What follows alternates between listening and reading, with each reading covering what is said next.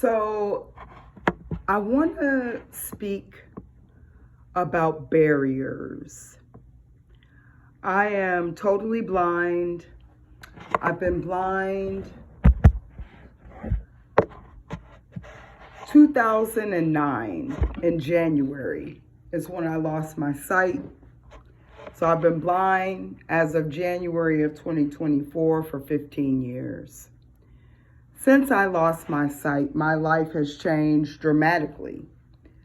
My ability to move around and entertain my whims at a moment's notice,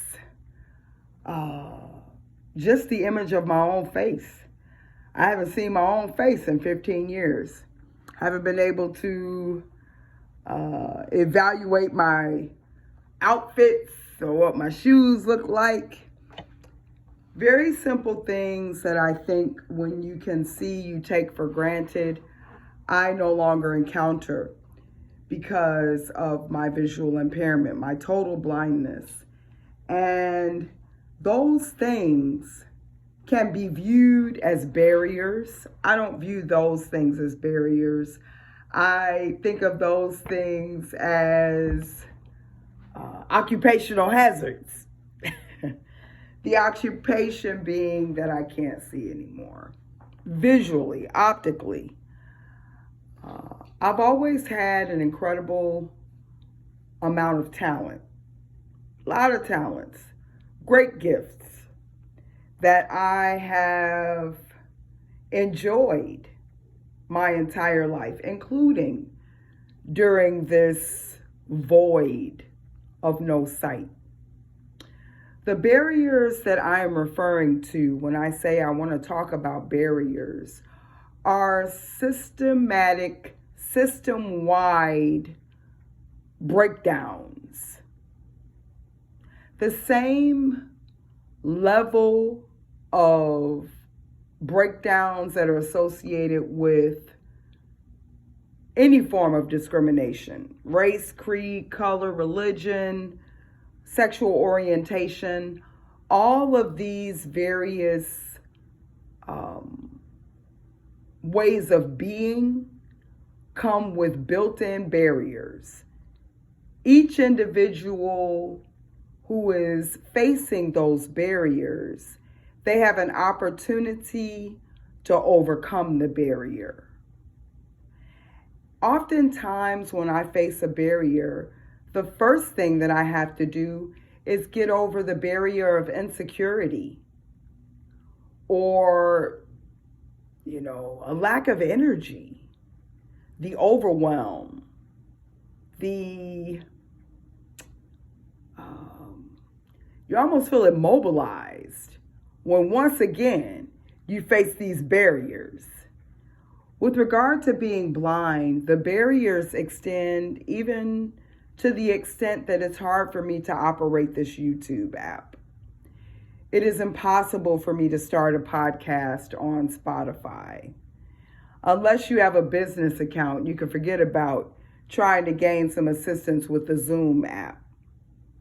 With regard to housing, with regard to trying to go to the store, trying to go to a mall, anything that I try to do independent of someone who has an ability to see, I find very difficult to do. Another one of the barriers that I face is the barrier of fear of the unknown. As soon as I walk out of my house, the very same criminal intent that preys upon individuals that can see you coming, they prey in their possibility in my mind on me. Like, can I go? Even though I'm trained by an orientation and mobility instructor to walk to the local grocery store, should I do it? Typically, I do not. I will get in an Uber, even if it's 4 blocks away. I will get in an Uber and I will go to the store. I will get in an Uber and I will come back home.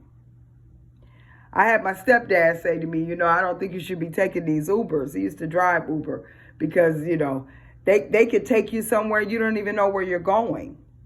Well, some things, if I entertain them as a danger, they would completely immobilize me and I would never leave the house. I would be a sick and shut in, which is that's not the mission. That's not the dream. The dream is not to be locked up constantly, because anything is possible, including the bad things that can happen to you. Another barrier I find very inconvenient comes in the form of individuals that I used to rely upon for friendship. Visual impairment, even though people don't like to talk about it or admit it to themselves, it creates an automatic barrier more often than not, because people perceive your blindness as a necessity to gain their assistance. Like, as soon as they see you coming, oh boy, I sure hope this person don't need my help, type of a thing. And in the instance that maybe I do need your help and I chance to ask for it, then I greet in the form of a barrier the tone of your voice or the content of your posture, which inevitably I will have to greet if you are to lead or guide me somewhere. So I also find that one of the barriers I encounter is a desire to even ask for help. That's a barrier. When I absolutely know I need it, I'm not afraid to ask. I just have a sack of nickels. My dad used to say to me, everybody's got a big sack of nickels that they're dragging behind them. They need the money, so they keep on dragging the bag. Well, for me, the sack of nickels is representative of barriers that I don't necessarily have time to confront with that type of regularity. There are only 24 hours in a day, 7 days in a week. I try to remain optimistic. I'm making this recording for anyone who is blind, and I'm going to continue to make these recordings. I'm finding it impossible to start a podcast on Spotify because the accessibility features that I utilize when I turn them on, they in many ways create innumerable barriers on the web, simply because pages are not coded with the visual impaired in mind. And not just the visually impaired, but people that are quadriplegic, people that are suffering from some form of amputeeism, where they've lost a limb, individuals who have cognitive challenges, mental health challenges. The list of disabling possibilities that one can experience, that list goes on and on. I create this video without a video of me. In the same way I can't see myself, you won't be able to see me. That is going to be one of the staples of my videos. You won't be able to see because I'm totally blind, and that is my experience. When you greet a video with no image, what you are experiencing for a short time, if you have the patience to listen, is what I've experienced for the past 15 years.